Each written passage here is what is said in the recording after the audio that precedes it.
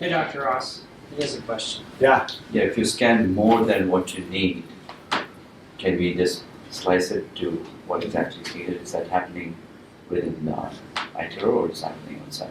Yeah, that's a great question.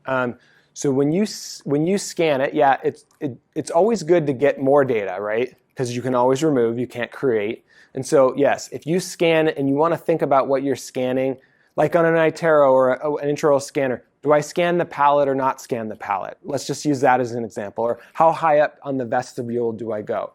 Well, you might be thinking, like, what might I be using this for? Obviously, if it's ever going to be used in a denture on an upper, you've got to have some palatal information because that's useful. If it's a surgical guide and it's all tooth boring, you're probably not going and trying to get all the palate because it's really not useful data.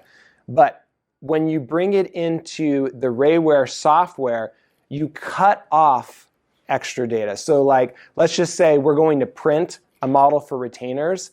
I don't want to waste a ton of resin and have a huge base and all the palette, because when we talk about printing, we want to be minimalistic because every ounce of resin is, has a cost behind it. It has a time factor for how long it takes to print. So we want to be minimalistic and only print what we need. And so Rayware, when we get into that, has a quick feature to cut off extra data. So we'll go through that. Like I want to print a model. I want it to be as slim and sleek as possible for speed and resin use. How do we cut that thing up real quickly and then throw it in our printer so we're not making extra steps? Is that kind of what you're asking? Sure. Okay. The auto cleanup features are really good on these new scanners. Back in the old days, 2-3 years ago, some of the scanners we've used, it keeps the tongue in there, it keeps the cheeks in there, it doesn't automatically clean everything up. You have to have chondral isolation on all aspects of your scan. But nowadays, even in iTero or whatever scanner you choose to use, it kind of cleans up everything that doesn't belong. And even if you have too much data, when you import it into Blue Sky, which Dr. Ross will go over soon, you can cut it out with multiple utilities in that software. So. Yep. All our softwares have that cut feature. And along that, especially with iTero, because iTero has the scan assist feature, which is automatically removing all the soft tissue while you're scanning. Yep. There are times when you're doing some edentulous spaces or dentures, that you actually have to shut that feature off.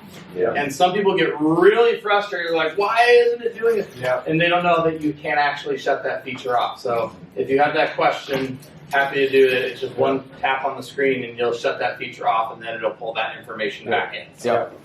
Yeah, and that's exactly right. And that's that last point, is it's a great feature to have, but if you've got a distal extension, you've got second, premolars are the last tooth in the arch, but you're trying to put implants behind that and you're going to surgically guide them, you do need that distal extension soft tissue.